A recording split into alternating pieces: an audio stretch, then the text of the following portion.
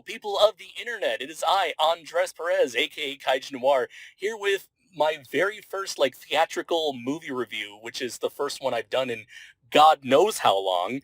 And if you've seen my last video before, the last episode of the Shoe Watch podcast, where I promoted my new novel, Atomic Rex Ballad of Bravura, co-written by yours truly and Matthew Denyon, you should know that I am back here in the U.S. for good. And of course, now that I'm here in the United States, I'm able to collaborate once again with a good old friend of mine who has been on the channel since the Pain and Gain review. Oh, yeah. It's the one and only Pete. Hey guys, it's been a while. It's been a long time. It's been a while. It's been what? We said 4 years? It's been 1 week. No. It has been like 4 years since we last did a video together. Right. Which was The Disaster Artist. Mm-hmm. It was in like the holiday 2017, 2018 period. And 4 years ago, according to YouTube. At the time, you were married, I believe, right? I still am married. You are married, yeah, but now you're married with children. With children, too. Yes, Yeah. now too, Electric Boogaloo. Exactly. I've done some growing. I've done some soul searching. You know, I'm a new man. I'm not the same Pete you knew back then. I don't know. I think you kind of seem like the same old Pete that I used to know. Maybe 60 pounds lighter. that is true. That is true. You have kept in far better shape than I have. But we are here today, doing this again. Yes. The boys are back in town. That's right. And so, last time like I mentioned, we did The Disaster Artist. This time we're doing Nope. Yes. Oh, I wish we did Nope. It was a really good movie, I will say that. Uh-huh. But this is actually, funny enough, the third movie we watched together. What was the first one? The first one was Doctor Strange in the Multiverse of Madness. Ah, right. Yeah. But at that point, I just got in, back in the U.S. Sure. Wasn't really ready to do the movie reviews. Yeah, but you know what we skipped? Yeah. We skipped Thor. That's right. We did skip Yeah. Thor. Yeah. And I guess after Multiverse of Madness, I just wasn't really feeling Marvel movies anymore. Get you, yeah. Multiverse of Madness was mid. I had a feeling Thor was going to be pretty mid. And so I was like, I mean, I did find other means of watching Thor. And you person, you. I see. Yar heart, lady. Saw those movies. Multiverse of Madness was okay, where it's like you go to the Marvel, see a Marvel movie, you enjoy it for what it's worth, and then it's like kind of like you kind of forget about it after like a week. Yeah, me too. And then. And then Thor, that was a point where it's like they kept pushing that whole comedic, quippy, Joss Whedon-esque angle, but it got to the point where it's like, I want every character in this movie to shut the hell up. And then we saw Nope, and Nope was a breath of fresh air. Really loved it. And now we watched a movie that I thought, this would be a really fun movie to talk about. Sure. Because it's something that's been a part of our lives since, well into our early childhoods, I want to say, and that is Dragon Ball, with the American release of the latest film, Dragon Ball Superhero, which I got to say, never let whenever the Japanese try to create the Japanese movie industry specifically try to create an English title, it almost never goes well, because for the most part, having been an English teacher for the past 6 years, they really don't know what sounds natural to them. Gotcha. My friend Norman England, he recently subtitled a movie in Japan called Idol Never Dies, and that's the English title they stuck with. And he's like, Idol Never Dies? That doesn't that sound right. Weird, yeah. But as much as he tried to advise him, hey, you may want to have another pick a better title, they were like, no, this is what we want to stick with. Sure. So I wonder if who came up with this title of Superhero. I think, cause I'm sure you watch a lot of YouTube and Dragon Ball stuff too, but I think one of the bigger Dragon Ball YouTubers mentioned that Toriyama had said that he had forgotten that the current ongoing series of Dragon Ball is was Dragon Ball Super. I was about to suggest that. Because I think he's Yeah. infamously known for forgetting details of his work. Right. Most famously, he forgot that Super Saiyan 2 was a thing. Right. And he thought Super Saiyan 3 was Super Saiyan 2. Exactly. So I think that's another case of him just forgetting and causing this name fiasco. Right, and of course he's Akira Toriyama, so no one's going to question him if he decides that the name of this movie should be Superhero. Exactly. So now we end up with the awkwardly titled Dragon Ball superhero. Yeah, exactly. So just add a quick, introduction to this. What has been like your general history with Dragon Ball? Oh, sure. I watched Dragon Ball Z in Spanish for the Okay. most part, yeah. On Mexican television On Mexican channels. TV, yeah. Yeah. I never had cable, so I always had to watch it on Mexican channels. Right. And A lot of our friends were like that. yeah, no, it makes sense. We have a very big, Mexican community over here. Mhm. But other than that, I remember going to the public library Mhm. and just checking out the mangas all the time. I think for the most part, No, the public library or school the library? public library. Oh, Yeah. okay. For the most part, the arcs I've read the most were always the Frieza and the Boo arc. Somehow Cool. I always seem to skip over the Cell stuff. The Cell Saga, yeah. Mm. So I don't. It's actually kind of funny because I think when I was a kid, the Boo Saga was my favorite because it was the one I got to see the least. Oh, okay. But now it's the general consensus that that's like the worst arc. That of the is kind of original- true, yeah. of the original ones. But yeah, and now as an adult, truthfully, I haven't gone back to watch Dragon Ball Z or Dragon Ball. I did start Dragon Ball, but I haven't finished it, and I haven't gone back to start Dragon Ball Z in proper. Mhm. Most of my Dragon Ball content that I consume is through the abridged series now. Right, yeah. So I fell in love with that, and of course, when Super came out, I waited a while, but once I got far enough, I started just binging it, and I've been keeping up with like Dragon Ball stuff since I think well before Super ended. So I've been in the news, and I've been following a lot of the You've been stuff. following even like the DBZ YouTubers, Oh, yeah, Dragon yeah. Ball YouTubers. Exactly, yeah. Cool. For me, I got into Dragon Ball through the American side of television via Toonami. I still remember the first episode I saw was in the middle of Goku and Piccolo's fight with Raditz. At that point, followed Dragon Ball as best as I could via Toonami and television. Never read the manga, unfortunately, but having me being very interested in starting from scratch, I know I watched a little bit of Dragon Ball when it was also on Toonami for a bit. I've been meaning to look back from the beginning. I did watch Dragon Ball Kai, well, I guess GT, and I watched Kai when it was on TV, and I saw Super. I only watched Super after the recap of the two movies. Mm. I think we did see Battle of Gods together. I don't think we did. No? I think No. I think that was another friend I saw at Battle of Gods with. I think you're right. Yeah, I don't remember if I saw Resurrection F in the theater, though. I think I skipped that one in theaters. Okay. Yeah. And then I saw Broly in Japan and in a Japanese movie theater, which was really interesting because it attracted a wide variety of people that I don't normally see at any other movie. Usually I see like older people or like younger people, but there's a time where I got people of all ages seeing Broly. Well, I think that was like when it was at its hype, right? I think the Super anime had just ended. Just ended, yeah. Just ended, and we're going into a brand new movie. With old fans, new fans alike. Exactly, and especially the moment you announce Broly, it's like, come on. Oh, for sure. Yeah. And so now we have this new movie which came out in June, 2 months ago in Japan, and finally came out yesterday as of this recording. We just watched this on a Friday afternoon, and surprisingly, very little people. Like I remember another thing. It's like I remember when Battle of Gods came out. It was like a limited event where it's like maybe 2 showings a day, and here it's like there's a ton of different showings. So it's like a very wide release. Not sure if Crunchyroll had anything to do with that, but because it's a wider release, I guess there was like barely anybody in the movie theater. I mean, to be fair, it's Friday afternoon. Afternoon, yes. Yeah, a lot of people at work, a lot of people like in school. Yeah, but even when looking at the other times, the seat availability was pretty open. And that's true, yeah.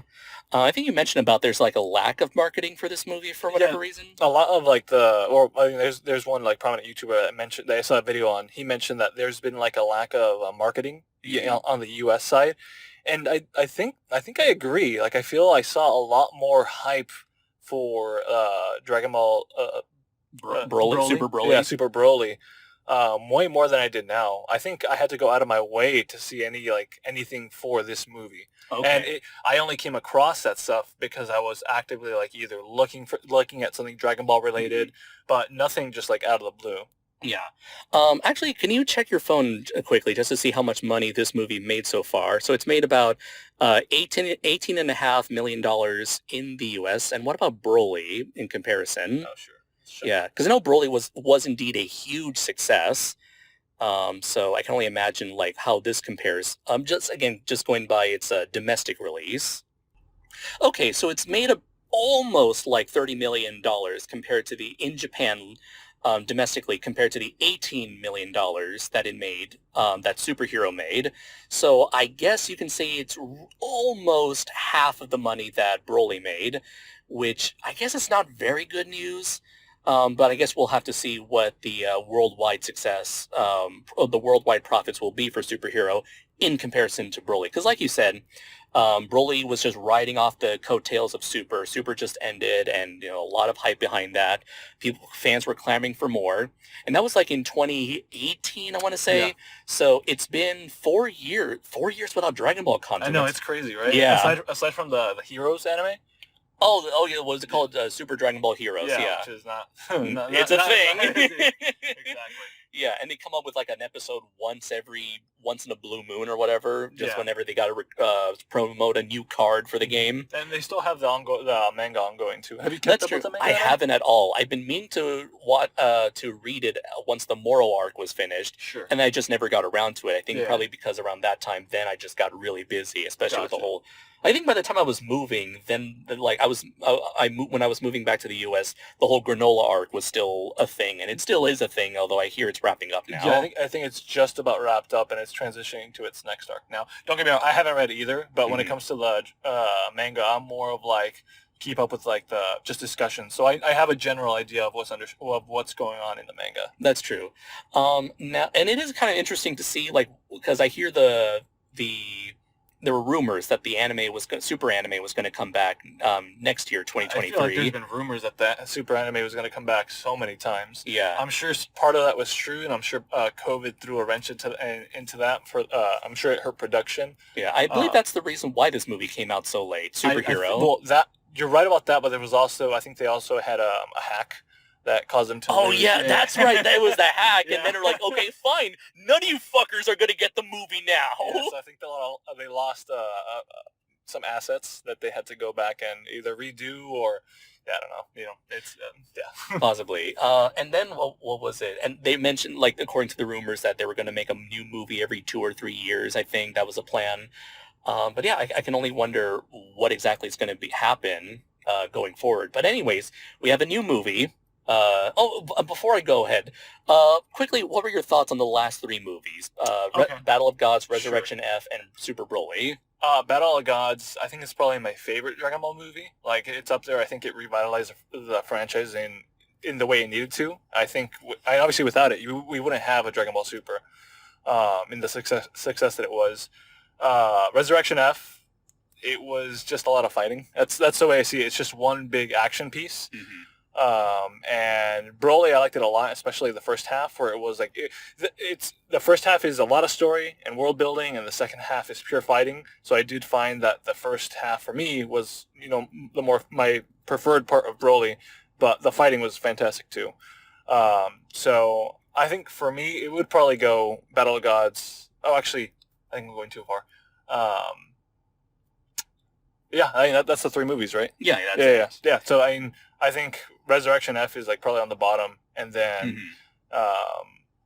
Broly second, and Battle of Gods first. Cool. Okay, Yeah. then. That's pretty much like my thoughts as well. Loved Battle of Gods. It was definitely the sort of like injection this franchise needed to really like kickstart it again for a new generation. Loved the new introductions of Beerus and Whis. Loved the exploration into Goku's character. And it was like a really nice reunion piece. Resurrection F, like you said, just a glorified fight. It's at this point that you can tell that they were really like focused more on the marketing side of Dragon Ball. It's like, let's see, what are fans nostalgic about this time? Transformations, Frieza, and then even in going into Dragon Ball Super, you can tell that it's like at this point, Toei was they're just doing research, seeing what people like. Oh, fans like Future Trunks. All right, we'll quote unquote suggest to Toriyama to make some cliff notes of a Future Trunks storyline. Oh, what's this? Fans want to see evil Goku? Okay, we'll feed the idea to Toriyama to then come up with the cliff notes, because that's what he does. Yeah, He makes the cliff notes for his protege to adapt into the manga and to Toei to adapt into the Super TV series. It's really weird and confusing. Right. And with that being said, no one truly knows the amount of involvement Toriyama actually has, right? Aside from these movies where we know he actually wrote the story, but what the thing is, we don't know what they consider writing or how much of it is written by him. I mean, possibly. For the most part, it could be like, his name's involved. That's a tagline written by, but not really. I do know that Totally Not Mark made an interesting video where when it comes to these movies specifically, when Toriyama is writing the script, he doesn't write the fight scenes. He just says, and then they fight, and then just kind of passes that off to the filmmakers to interpret that. Gotcha.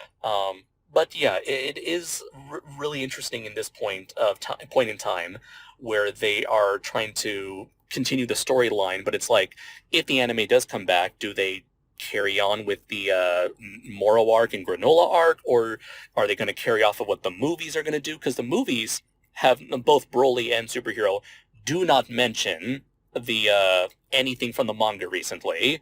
You're right. It's still riding off the coattails of the Jiren and the Tournament of Power Universe Survival arc. Yeah. I forgot to mention my thoughts. I mentioned Resurrection F. It feels like this is more designed by committee sort of Dragon Ball, as opposed to here's a guy with an interesting idea for a story that Battle of Gods did. Broly absolutely loved it. Really loved looking into this new version of Broly. I found him to be more interesting, compelling of a character than the original version was. Oh, and can we mention the art? Because Broly had like the best art design. For sure. Of the last movies that have come out. Yeah. I mentioned before, that Dragon Ball Battle of Gods was like the shot in the arm it needed in terms of like bringing the story back to bringing Dragon Ball back to relevancy, but the art direction for Broly, it really was the fresh coat of paint that this franchise really needed, because another big issue with Dragon Ball Super that I had personally, besides the fact that you can tell that this was less of a storyteller crafting a story and more just, hey, what's popular? Let's put that in the series. It just kind of looked a bit, I don't want to say outdated, but you can tell that it doesn't look as good. Dragon Ball Super, the TV series, didn't look as good as modern shonen anime out there. I think a part of it, too, was they just had so many people. I mean, one, they had production issues, which led to part of the issues with the art styles. Mm-hmm. But not only that, there was just so many different, people or different teams that were working on the art, right? There were different art directors constantly, which meant some episodes, especially in the TOP, some episodes looked absolutely amazing. Mm-hmm. I'm thinking about the scene where Goku goes Ultra Instinct. God in his fight with Kefla. Oh, and, okay. There's just portions of episodes, or even an episode in its entirety, that blows away, the last 5 episodes. Mm-hmm. And I think that's because of the different art directors and art supervisors that they have working on the show. Right. Yeah. So it's overall just very Super's animation and art is just very inconsistent. No, that's true. Very inconsistent. Especially when you look at those early episodes. Oh, yeah. So I was really excited to see what Dragon Ball was going to look like going forward with this new style we saw in Broly. Only for Superhero to say, throw that all away and just go. So this is our first ever CG animated, computer animated Dragon Ball movie. And that's like the big thing that was the biggest talking point for a lot of people when it was first announced. We got the little teaser of Goku striking a pose or whatever. In Broly, we did get some CGI scenes. That's true. Even in a little bit of Resurrection F and Battle of Gods, there's portions where they would have CG models and it would always stick out like a sore thumb. Yeah, exactly. Easily, the worst part of Broly was when they transitioned to that animation. It was short, but it stuck out. Yes, yeah. And you could tell because the camera's moving around. It's like, we don't want to draw this. Yeah. So I do want to ask you, what did you think of this brand new animation style for Superhero? Superhero. It's not my favorite. I think it was fine. I don't think it was anything great or amazing. I think it was fine. I hope, because they went from something amazing to something different, I hope that the next movie, they go again with just something different. I hope they don't try to stick around with this 3D animation. Yeah. But if they do, I hope that they can improve it. I wouldn't be opposed to it, but I prefer a different art style. Yeah, that's pretty much my case as well. It's like it turned out to be much better looking than I thought it would be. It's no Berserk 2016. No, a lot of it. There are a lot of parts that do look like a video game, Mhm. Like and Dragon Ball Fighters specifically. yeah, exactly. And there are some scenes where it's just like some animation is like just so choppy. You know what? Especially in this, where when they're on Beerus's planet, Uh-huh. I found a lot of the animation there was like kind of janky and like rigid in general. I Uh-huh. wasn't too keen on Beerus's planet. I guess that's always been my qualm when it comes to CG anime, because for whatever reason they always lower that frame rate you were talking about Yeah, in order to replicate the look and feel of a traditional hand-drawn 2D animation. And Japanese animation tends to run on lower frame rates than American animation. So when you put that into 3D, that choppiness really looks it always looks awkward to me personally. right. And I'm not opposed to like 3D and anime. No, It's just no. in this case, I don't think again it wasn't bad. But it wasn't like amazing or blowing me away. Like I would say like Beastars is like a great example of a 3D anime. Have you ever seen I that? haven't, no, but Okay. I heard I think I've heard that it's pretty good. Yeah, Yeah. and like I personally love the a lot of the 3D animated intros to JoJo's Bizarre Adventure. Oh, sure. Yeah, that looks amazing. And so I would say, this is definitely closer to that quality, I guess. I did notice that there were many portions where you could see 2D elements like in the background, or maybe there's a character that doesn't move, so he's still 2D. Oh man, but sometimes the backgrounds too, they look like out of a PS2 game. There were some times where the backgrounds just look like shit. But I will say once they get into the fighting, at that point, my brain doesn't really focus so much on the animation. Just Sure. I guess like when the characters are just standing around just talking to each other, I'm like my brain is like, how does this look good or not? Yeah. And then when they're fighting, I'm so invested in the actual fight itself. It's like my brain isn't even like concerned with the quality. It's just, wow, this is really cool. This has my full on attention. Yeah. But yeah, I like you. It's not my favorite style, and I would definitely prefer they go with the Super Broly style in future projects. So I don't know. I guess this was a very experimental movie for them. I don't know if there's a benefit to having CG animation over 2D animation. Maybe for them, this is just a faster, more efficient means of production. Who knows? We'll just have to wait and see what they plan to do going forward, if they ever decide to make more movies in this style. So I guess as for the story itself, it is a very much like Super Broly. It's a very self-contained one, and what I really love about it is that it decides to take the focus away from Vegeta and especially Goku in order to give us a look at two fan favorite characters, Gohan and Piccolo. I mean, how long has it been since the focus hasn't been on him? I mean, like, I remember the Tournament of Power tried doing a little bit of that, but I felt like it felt kind of a bit half-assed. Sure. Where it's like, Gohan, you need to train. Okay. Oh, that's the worst part. I think that is one of the worst parts about this this movie is that we're retreading the whole Gohan's a scholar. Gohan's a scholar. Oh, I gotta do my school duties. I'm not a fighter. I guess this is the third time they've done that, because they did that with Boo, and that's how he became Ultimate Gohan. They did that in Resurrection F, I think, didn't they? No. He just got his ass kicked. Well, he got his ass kicked because he wasn't a fighter. Right. And I feel like that's again a retread of it. Yeah. And then they did that again in Dragon Ball Super with the Tournament of Power. Right. It's like, I got to get back to where I was before in the Boo arc. Exactly. And that didn't really go anywhere. Yeah. And now we're doing it again. Yeah. And each time he supposedly like learns his lesson. But he never does. He never does. But I'm like, how many times are we going to retread this same like theme? I don't know. I'm wondering if Toriyama wrote because he wrote this movie. I'm wondering if this is his way of trying to do what he initially did with Ultimate Gohan back in the Boo saga, but better. Yeah, like, but it means nothing if it doesn't carry on over to. That's true. Yeah. It's like this really. By the end of the movie, it's like, wow, you're right, Piccolo. I really do need to train and focus hard. It's like, again, that has me very curious as to, because this whole Gohan being, being potentially the most strongest character, the strongest character in the universe or whatever, it never comes into play in the Super manga.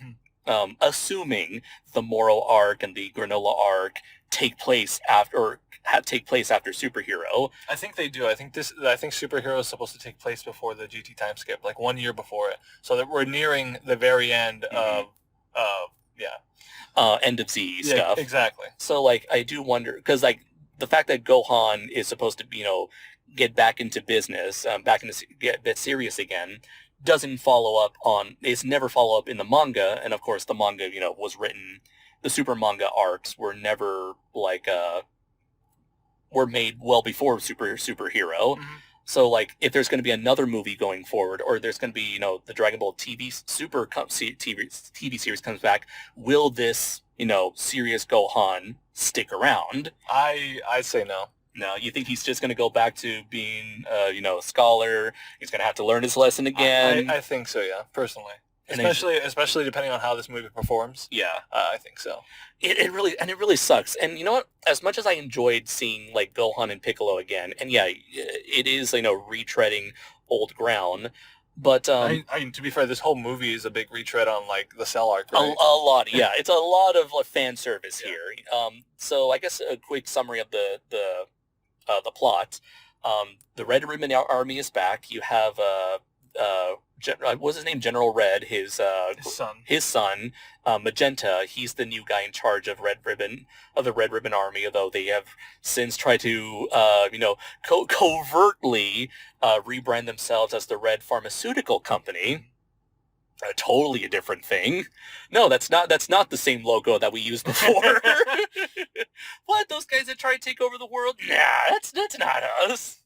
But Magenta acquired the assistance of Dr. Giroux's grandson, who I did like this a little bit of fan service cameos. Yeah. A lot of great little callbacks to the history. We got the history, the human names of Android 17 and that's right, and 21. They it finally canonizes 21 from the Dragon Ball FighterZ video game, and then apparently Dr. Giroux had a second child that's never unnamed. They don't even show like a little mystery picture. It's just there's another child, and then that child had Dr. Hedo. Yeah.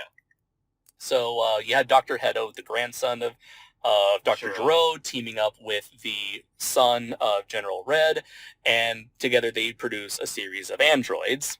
And so, yeah, it feels like this is one big homage to Dragon Ball's Red Ribbon Army stuff and Dragon Ball Z Cell Saga stuff. And so you have two new androids, Gamma 1 and Gamma 2, which are sort of like an amalgamation of like Ultraman, Kamen Rider, and Super Sentai. The moment I saw the fins and the trailers, I was like, oh, Andres is going to love this. Oh, for sure, yeah. And the fact that they're called Gamma 1 and Gamma 2, it's like the very first Kamen Riders were literally called Kamen Rider number 1, Kamen Rider number 2. Gotcha. What was it? And the fact they have capes, like the very first Super Sentai team had capes. Sure. Even like Gamma 1 and 2's like big like flaming kick, that's like a reference to Ultraman Leo. And like I'm not surprised that they wanted to go for a pseudo superhero story. Based off the name? Yeah, because like Toriyama has always been a fan of that tokusatsu stuff. Sure. Like the Ginyu Force. Great Saiyaman. Great Saiyaman, big time, is like a Super Saiyan. Is a Kamen Rider Super Sentai type of character. The Ginyu Force are totally, all their posing and distinct colors are, Super Sentai.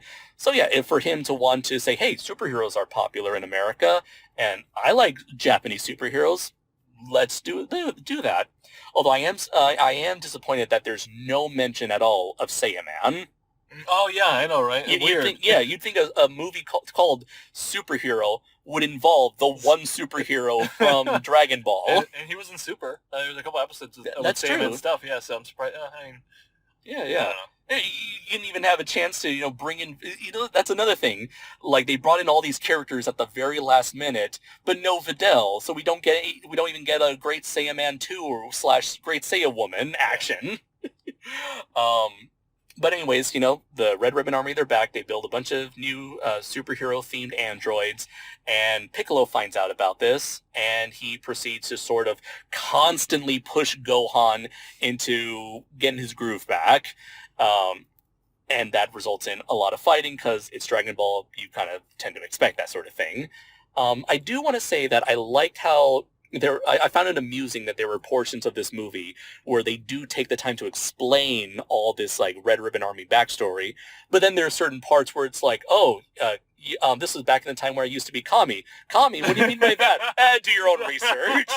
So it's like they're trying to placate to like mainstream audiences who might, for them, this might be their first exposure to Dragon Ball, but then at the same time, we're like, go read the fucking manga. Yeah. But again, I do like the fact that this movie does take its time to. I feel like it's very well paced in terms of like a solid build up, establishing its main villains, establishing the threats, establishing its main protagonists, and then everything that's mentioned early on always comes into play by the very end. This feels like a very well structured movie, and I bring this up because this is a screenplay written by Toriyama himself, and I feels like out of the 4 movies that he's done, I think he has a pretty good track record at telling a decent story within an hour and a half runtime. I feel like this movie definitely has a better balance of story and fighting than Broly did, for sure. That is, I can see where you're coming from there, yeah. And what was it? Oh yeah. Funny thing is, as soon as like Piccolo started fighting Gamma 2, I started thinking about like if this was an old school 80s 90s Dragon Ball movie. At that point, the moment Piccolo starts fighting Gamma 2, it would just be nothing but fighting for like the next 20-30 minutes, and then the movie ends. Yeah. No, we don't get that. It's like a brief little skirmish, a little tease for what's to come, and then we have Piccolo who's trying to do his best, doing a lot of the work. I really like the fact on how much they focus on Piccolo. He's never been my favorite character. He was probably my favorite character in this movie. Oh, for sure, yeah. I mean, he's going out of his way to get the plot in motion. Exactly. He just had so much personality, and for sure, yeah. The way he interacts with Pan, the way he interacts with Gohan and the world around him. Yeah, and you can tell like he has like a genuine, like they don't focus on it, but it's like they do. You can easily tell he has this genuine bond with all these people, and that he really cares for them, like they are an extension of his own family. Right. I do love that we get little touches, like you get to see his house for once. It's like barely decorated because you can tell he doesn't even really stay in there all that much. I like that he's got a little throne similar to King Piccolo. The way he has his cell phone, he's holding it like with his fingers, like he's awkwardly because he's like not used to it. The fact that his cell phone cover has the same plushie design as the plushies that he apparently likes to collect. But yeah, he is pretty much like the main protagonist of this movie. And if there's one thing that kind of disappointed me a bit, is that I wish we could have had more of like a dual protagonist role with Gohan. I wish there was an equal focus on Piccolo and Gohan, rather than just like mostly Piccolo. Like I love Piccolo as a character. I love that getting the chance to see a lot of him in this movie. I just really wish that a lot of this movie wasn't so much on Piccolo constantly pushing Gohan and motivating Gohan to do stuff. I wish we could have actually seen Gohan make some decisions on his own, having that same initiative that Piccolo does. Especially after the past events that have happened in their lives. Right.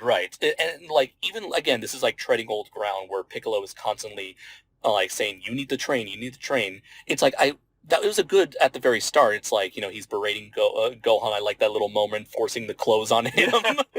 He's having trouble like doing that again, trying to move around in those weighted clothing.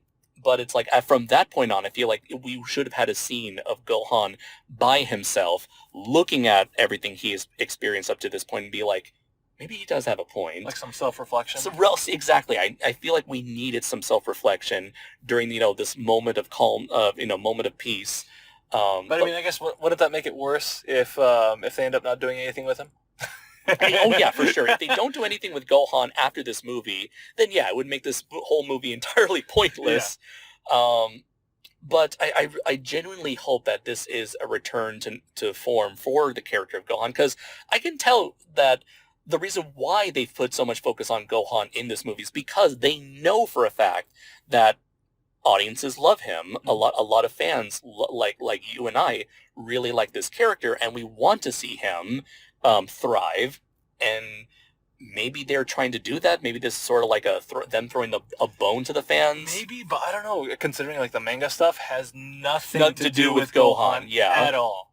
So I don't. Right. That's why I have my doubts. I really don't see them actually doing anything with Yeah. Gohan. I think they're just throwing a bone at fans, and trying to cash in on some nostalgia, and that's the extent of that. Unless, however, like if they ever do bring the TV series back, or if they ever decide to make more movies, they're just gonna forever like ignore everything that Toyotaro has done with the manga on his own and just relegate that to its own thing, and then finally like have a new path focusing on Gohan and Sure. Or I Broly. mean, keep the anime and the manga focused on Goku and Vegeta. Keep the movies focused on Gohan. I don't know.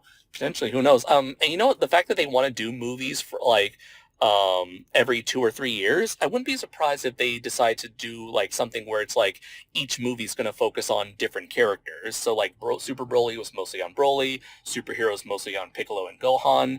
Who knows? Maybe the next movie will be up on Teen Goten and Trunks. Oh yeah. I mean, yeah, I could see that. I guess. I'm yeah. I'm trying to think who else it could be, but like I think out of all the major players, it would be them. That's true, and like I'm wondering if they were teasing them because I know it's like, I know we saw their transformation. Well, we heard them transform again at the and you very can see end. their fingers were Correct, in the correct yeah. positions, but you don't see them. You don't see a perfect Gotenks. Yeah. We get the return of fat Gotenks, and they did properly age them finally. Finally. The weirdest thing is that in the Super TV series, Trunks is pretty much at the age he was in History of Trunks, Mhm. and yet you look at the design for History of Trunks, he looks way older and taller than little like baby-sized Trunks. Yep, and of course they felt the need to explain why. Explain, yeah. Why it is they the just way- have yeah. a massive growth spurt, just like I was. I'm like, bullshit, Gohan. I saw you naturally grow from Saiyan arc to Frieza arc to Cell arc. The only example of it is really Goku. Goku, That's when he true, came yeah. back from the, I think, the 22nd or the 23rd, he had a growth spurt. That's very Yeah. true. Yeah. Back in Dragon Ball. Mhm. But yeah. Anyways, there we mentioned before a lot of proper build up. Piccolo's taking the charge here. He's like, hey, some shit's about to go down, Bulma. We need to figure out how to stop this. I do like how they try to work around the convenience of the Dragon Balls themselves. How like they don't want to have Shenron just wish away the bad guys because Piccolo's pride wouldn't allow that. And what was it? They can't. I love it. Like they had a chance to wish Goku and Vegeta back to Earth, but they just didn't think about it at the time. And they did got some comedic mileage out of that. Especially when it comes to Bulma. Oh yeah, because this is they got some fan service there too. Oh yeah, this is Toriyama here. You know that. But the funny thing is, I never took Toriyama for an ass man. I don't know. Whenever he designs characters that are intentionally designed to look sexy, it's usually in like the cleavage, Yeah. But I wonder if this was an intentional thing where it's like, oh, we're marketing to an international audience now. He's grown. He's more refined. His tastes change. It's like we can't do the boobies anymore, but we could do the booty. Not as many people are going to get upset at that. But we do get some. I noticed that like this is a similar carryover from Broly, where Bulma was collecting Dragon Balls so she can look at least 5 years younger, no more, no less. And they continue to do that with her being Bulma being very concerned about her age. I thought it was pretty amusing, and again, feels very Toriyama. And we do get to see a bit of action with Goku, Vegeta, and Broly, because after all, you can't have a Dragon Ball movie without those guys, Goku especially. And what little we've seen of them, I do like. There's Toriyama got the time to explain why Jiren is so strong. It's not that he's like ridiculously stronger than Goku and Vegeta, but rather he knows how to use his strength with a very absolute calmness that allows him to use his strength in very precise ways. And I do like you have Vegeta attempting to reach that state of calmness, and meanwhile you have Goku and Broly. Goku attempting to train Broly and teaching him to keep his keep his anger under control. Sure, I'm a fan that they found a way to just like kind of like write them out in a way that makes sense. Yeah. For them not to interfere with like what's going on Earth. Right. And, it makes sense, but it's silly, but it's like the kind of silly that, again, feels very Toriyama. Yeah. It feels like it fits in line with the kind of writing that he has done before in the past. And yeah, being able to write Goku and Vegeta out of the equation allows for the spotlight on a lot of characters. Kind of similar to what they did with Resurrection F, giving some time to shine for the other Z fighters or Z warriors. It's funny. It's like they have to do what they do with Beerus and Whis. That's true. Constantly, it's like, yeah, I don't want. I'll feel like interrupting. Nah, I think I'm gonna chill over there and eat some ice cream. I'm babysitting. I'm babysitting. Yeah. Or I'm asleep. I mean, they're starting to get that powerful. You know, it's like, well, what can you throw at them?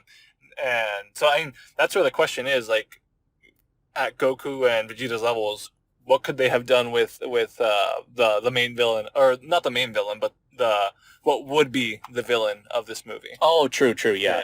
And I guess at this point we could go into spoilers now. We have given some spoilers away because the marketing doesn't really give you a whole lot to work off of in terms of what this movie's about. Besides, the androids are back and Gohan and Piccolo are doing a lot of work here. So I guess at this point we will be going into spoiler territory. But I guess for people who don't want to spoil any spoilers, I guess I will give our brief thoughts on it. So I guess, like, what are your thoughts on this movie?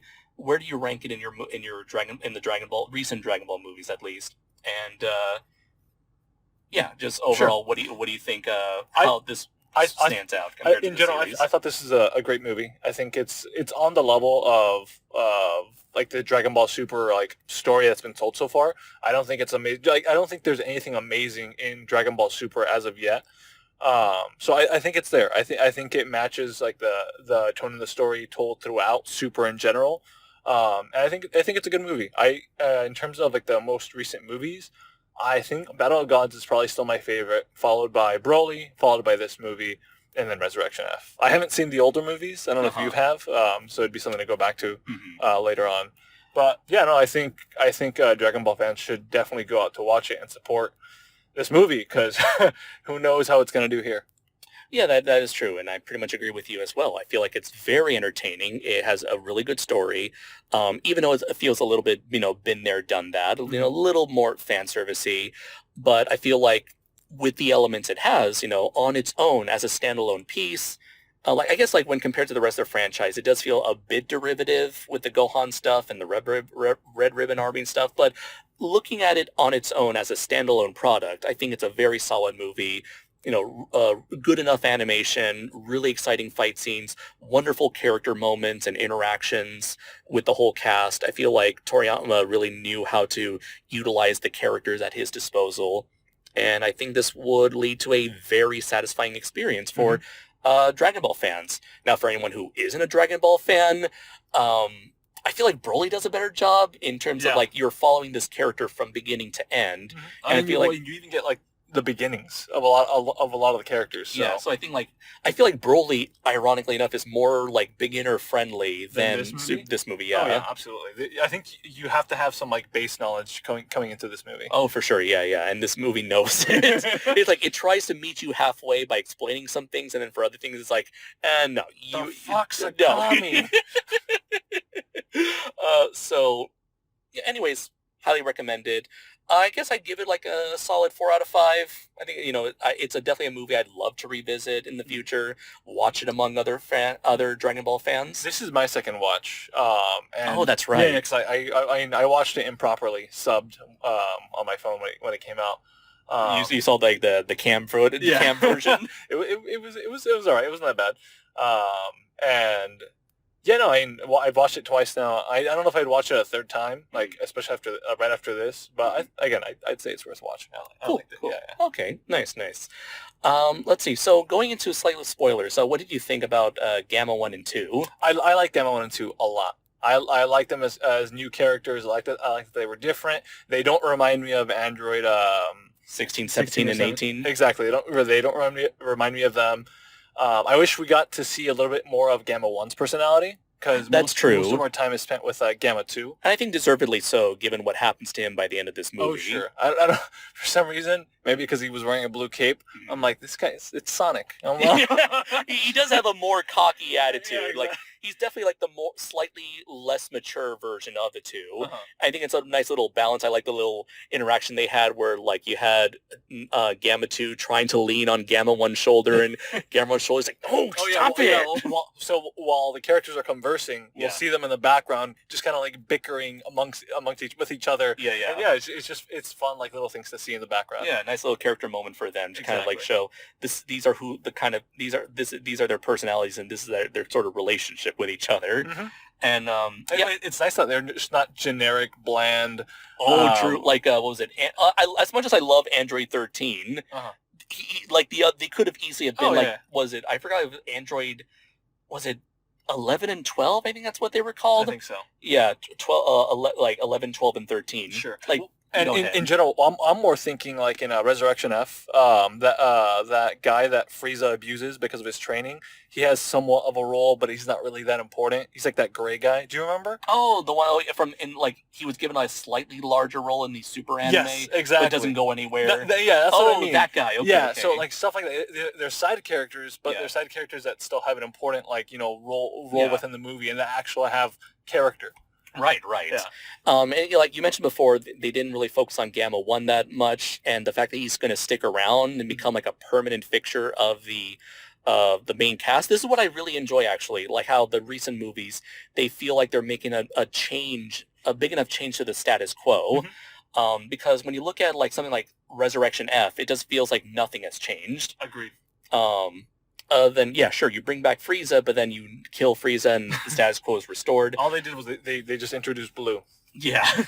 And that was another issue I have with Dragon Ball Super is that because there's the end of Z stuff, they can never really progress the story forward enough in a meaningful way because everything's got to return to the status quo and it's got to be like what it was in Z. So there's like a lack of tension. Meanwhile, you introduce these new characters and make them a permanent fixture of the main cast like Broly and Dr. Hedo, Chilai, Lemo. It's like now these are new characters. We don't know what's going to happen to them. It's going to be very interesting for me as a fan to see where they're going to go. What are you smiling? What are you laughing about? Just remembering BRS's interaction with Chilai. Okay, yeah. No, Lemo. No, Chilai. Yeah, you're right. Not Lemo. You see, here's the thing. You see, Chilai, she's green. Yeah. And I think lemon, but no, the lemon guy is orange, and I think chili. Just remember, Chilai is Broly's girl. That's true. That's true. That would lead to a pretty interesting fight between the two, between Beerus and Broly. But it's like, again, funny enough, again, Toriyama beat Toriyama. You can tell he had some booty shots in there, some little cleavage shots in the Broly movie. He definitely didn't forget about her when it came to superhero. Yeah. But what was it?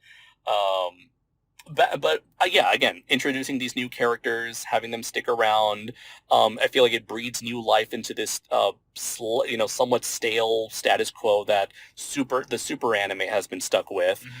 And so, yeah, I'm curious to see where they go with with Dr. Hedo and Gamma 1. What'd you think of the rest of the villains? The rest of the villains, I thought that Magenta was pretty fine as one of those scheming, conniving, behind-the-scenes villains. Mm-hmm.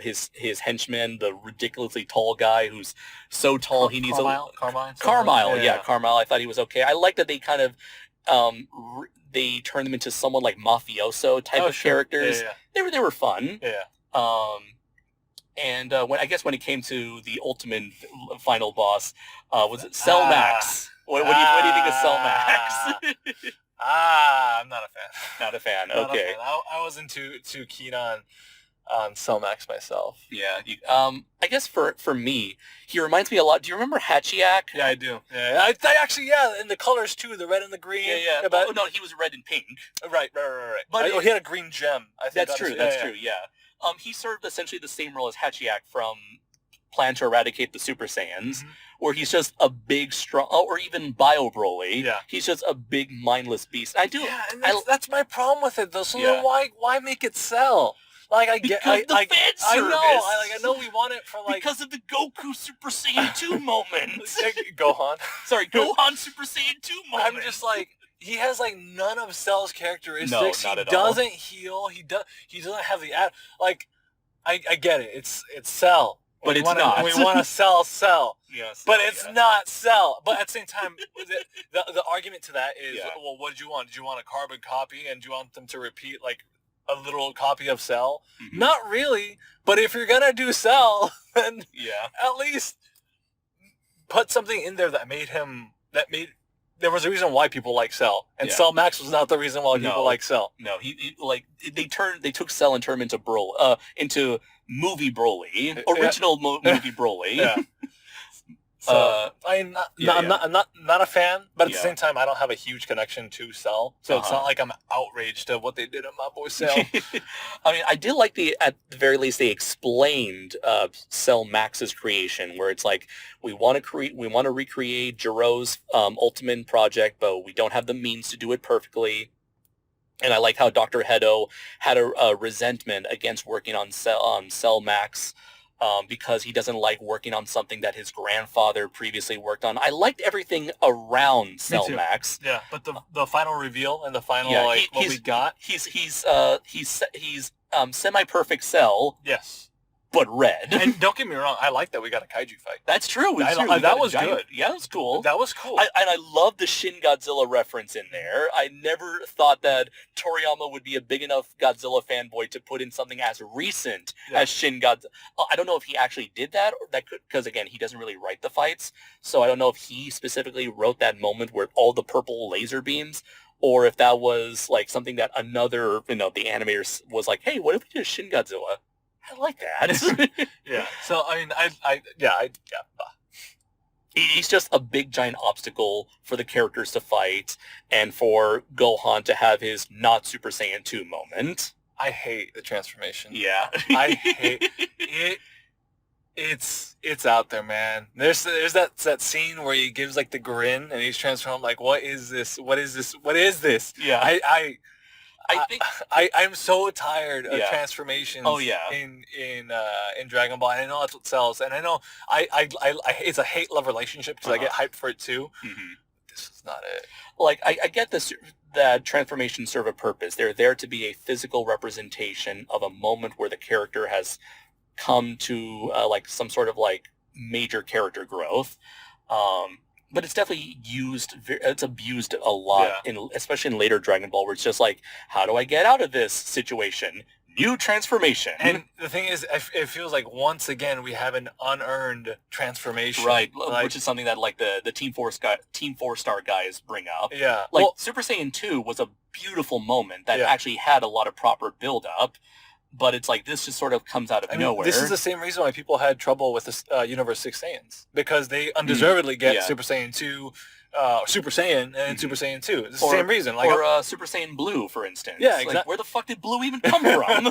Yeah, it's the same reason why people have issues with those transformations. And then, I mean, this is more of a recent thing, but in the Dragon Ball Super manga, they're using a set of Dragon Balls to get stronger. Oh, yeah, and we get the same thing happening here where Piccolo uses a set of Dragon Balls to get stronger and achieve new transformations. Yeah. I'm not opposed to it, but it's just repetition of something that's ongoing literally right now. That is true, yeah. I mean, at the very least, they explain where Piccolo's new transformation came from. I did like that it's like comes in 2 stages, where it's like green, then yellow, then orange, little color spectrum there. Mm-hmm. But with supposedly what is called Beast Gohan. Yeah. The name itself is kind of, maybe it sounds cooler in Japanese. I don't know if that's what's ultimately going to be what it's called in English. But yeah, it just comes out of nowhere, unless here's me going into fanboy mode. Oh boy. So like people have theorized that Super Saiyan Blue is what you get when you attempt a Super Saiyan transformation while having the God Key that is Super Saiyan God. Mm-hmm. Like if you imagine Super Saiyan God is just unlocking God Key, and then Blue is just using a transformation on top of God Key. Right. So I'm wondering, because we know like he uses what's called the what fans call the Ultimate Gohan transformation. So you're saying Ultimate Gohan with God Key? Oh no, this is Ultimate Gohan attempting a Super Saiyan transformation. Oh, I see what you're saying. Yeah, so this is just a Super Saiyan transformation with the Ultimate Gohan energy. I feel like that gets tricky because that's I feel like there's just a lot of like that gets really tricky. I feel like the people just start arguing like oh no for sure. Again, this is why I call it fanboy mode, because this is just pure fanboy speculation as to what the fuck Beast Gohan is. I gotcha. Yeah, no, I understand what you're saying. I mean, what could have been like a more for me in my head, a transformation change would be combining God Ki with the ultimate Gohan transformation. Maybe that could result into something like this. But I don't know. Like if I think back to the Buu saga. Yeah. I remember like the elder Kai was like, "Oh no, with this you don't even need Super Saiyan I was about this to outdoes Super Saiyan." So there's lots of contradictions. Oh, of course, and I was gonna bring that up. It's like the one thing that makes this whole transformation with Ultimate Gohan power problematic is, as you mentioned, the whole point of Ultimate Gohan is that you don't need to transform because transforming takes up too much energy. So this just gives you all that power up front without the need to waste energy transforming. I think before the Tournament of Power, it was also thought that Ultimate Gohan was more a state of being as opposed to a transformation, that he was just always in it. But then apparently the Tournament of Power kind of like retconned or maybe corrected what it actually was. I don't know. Yeah, because supposedly, like, once he became Ultimate Gohan, that was it. That was it. He was supposed to stay permanently as Ultimate Gohan. It was not a thing that you switch from Gohan to Ultimate Gohan. He was always just supposed to... A state of being. Yeah. And no, it's just a thing you can just switch on. It's just... Like Super Saiyan. Yeah, Super Saiyan, Super Saiyan 2, Ultimate Gohan. Yeah, it's weird. And if we're wrong, great. If we're right, great. And again, who cares? It's an right. It's it's a story. It's fiction. But I just wish that we could have had some time with Gohan. Sure. Get behind, again, some self-reflection. Have focus on what's going on in his mind, and to see him get to that point. I could have easily seen this Beast Gohan thing working better if we spend more time with him and maybe have some sort of internal struggle. And once he overcomes that internal struggle of his, then it would feel more of an earned transformation. Like Piccolo, when he became from yellow Piccolo to orange Piccolo. I feel like that was way more earned. And even though I have issues with it, I think that was way more earned than Beast Gohan. Oh, sure, yeah. What we got out of Orange Piccolo, I wish we could have gotten with Beast Gohan. So, what did you think of the actual transformation itself? It's clear that they really want to do Super Saiyan 2 again, and the hair itself is clearly meant to evoke Super Saiyan 2. The hair's way too big. Okay, so my mind immediately goes to... Did you ever see Kids Next Door? Yes! It literally reminds me... It looks like that! Of this fucking parody, tribute to Dragon Ball. Yeah. So, there's a character who has a fantasy that's parodying Dragon Ball, and he attempts a Super Saiyan transformation, except his hair just grew massive. I think this is his version of Super Saiyan 3, but it's just it's dumb. Yeah, if you send me that, I'll put it up on the screen for the video itself. But I was thinking the exact same thing. That hair is just way too fucking big and just reminds me of the Kids Next Door gag. Yeah, oh my gosh. And Saiyan 3 is longer. But I think it just, in this art style, the way how rigid it is, it just doesn't look good. There's a reason why the Super Saiyan 3 was slicked back. Yeah. Oh, God. What was it? That was another issue. It's oh, no, not issue, but just one thing I wanted to bring up. So, there's this, so the Latin American side of the Dragon Ball fandom has had their own set of in-jokes and memes, especially around the time of the Tournament of Power. And during this time, some people made some shitpost where Gohan would become Gohan Blanco. Esto es el fin, grande padre. And so when I saw that, the leaks of Beast Gohan, the fact that he has the white hair, I was like, holy shit, they got it right! They were right all along! Esto es el fin! Yeah. So the Latino Dragon Ball fandom, they predicted it. They got it right. We got our Gohan Blanco. The voice actor didn't die for no reason. I think the Gohan voice actor died. Yeah. Recently. No, I'm sad. But yeah, it was ridiculous. I did think that it was a really neat fan service moment that Gohan does the super special The beam. Makan Kosopo. Yeah, Makan Okay, Kosopo. I will say that like as much trouble, and I remember thinking this the first time I saw it. Yeah. I was like, what the fuck is this here? I fucking hate this. Oh my god, is he doing the special beam? Like it goes from like, oh man, it's like, oh okay, Yeah. hype. It goes, yeah. You know what? If I could have, this movie could have easily have done away with the Beast Gohan, and you can just have had the Makan Kosopo. Oh yeah, 100%. I agree. Like what was it? A lot of the time, like look at the older Dragon Ball movies that didn't require Goku to have a new transformation. There was that weird Super Saiyan for the Lord Slug movie, but aside from that, he didn't need a transformation. He just needed to be strong enough to beat the villain. Yeah. And I feel like you could have, Toriyama could have written this movie in a way where Gohan could have just believed in himself all along.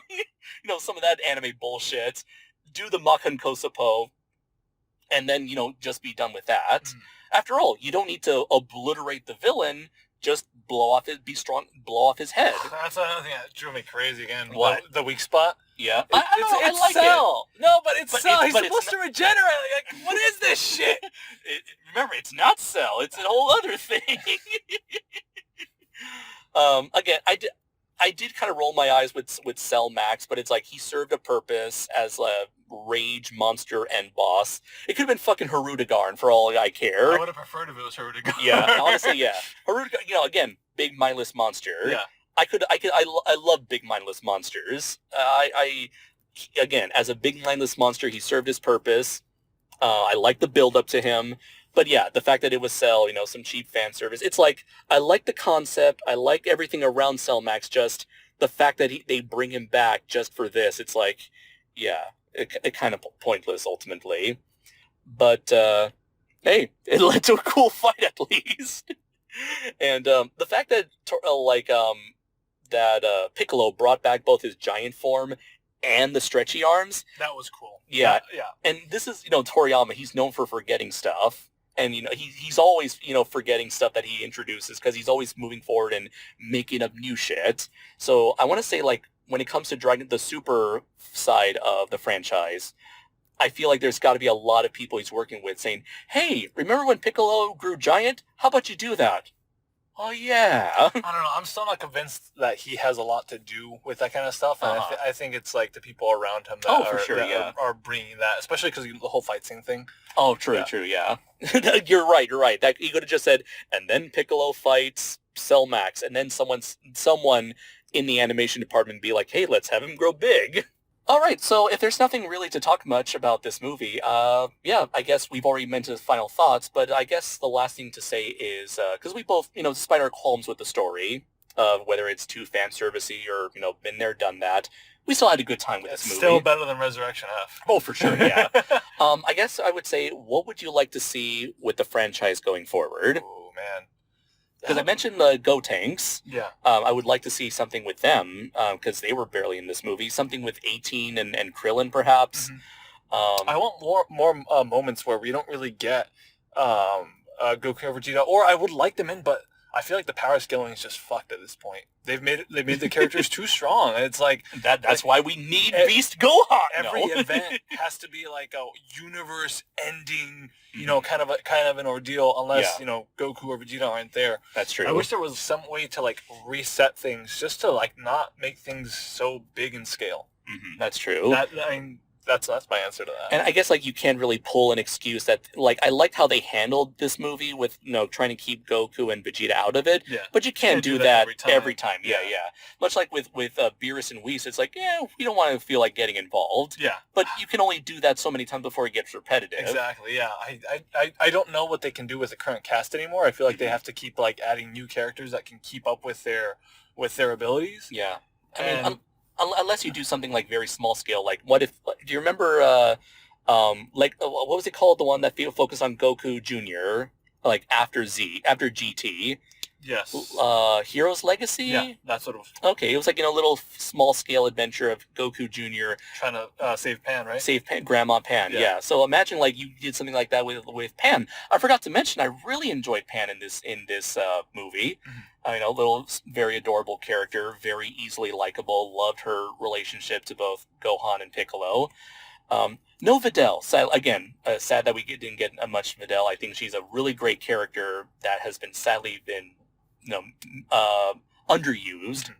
I think it's interesting that they're making her kind of into a fighter again, based off what she was doing. She's teaching with Pan or Videl. Videl is teaching that's right. a martial arts class. That's true. Yeah, Yeah, where she had been pretty much relegated to like housewife for right, the most true. part. Yeah. So it was interesting to hear that, but then not get any of it. But again, it makes sense because at least we got 18 not being doing something other than being a housewife. It kind of makes sense because again, like the scale is too high. Like yeah. So that's why that got to my point where it's like we can do more smaller personal stories.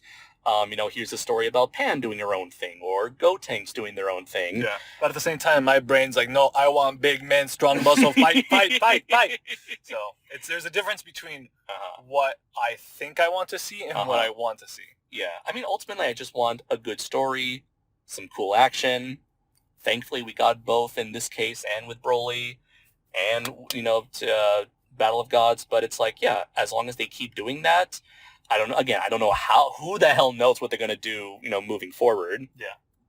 But it's like, I'm going to say I'm mostly optimistic with them being able to provide something like that. Sure. But they got to bring something new to the table. Because again, a lot of Super is just, hey, what's something nostalgic and popular that fans want to see? That's what's been kind of cool about, not that I've read it, but the stuff I've seen from the manga, the Super manga, is that it really feels like there's some different stuff going on. I think there are some moments that still, fall back on nostalgia, but it definitely seems, different compared to what we've gotten so far. That is true, yeah, at least from what I've seen people online talk about. So, yeah, if you can bring some of that original energy into future animated Dragon Ball content, I'd be down for that. Or at the same time, eventually everything has to come to an end. That is true, yeah. And honestly, it's like I would have no issue if Dragon Ball reaches a point where it's like, we're done. Yeah. Because Dragon Ball technically has been done since, the 90s when Toriyama ended his manga.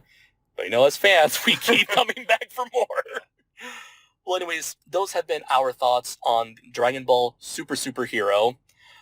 Thank you very much, everybody, for joining us. And thank you very much, Pete, for doing this again, like old times. No problem. No problem indeed. So I have been Andres Perez, a.k.a. KaijuNoir. And I'm Pete. And until next time, everybody. Take care. Take care.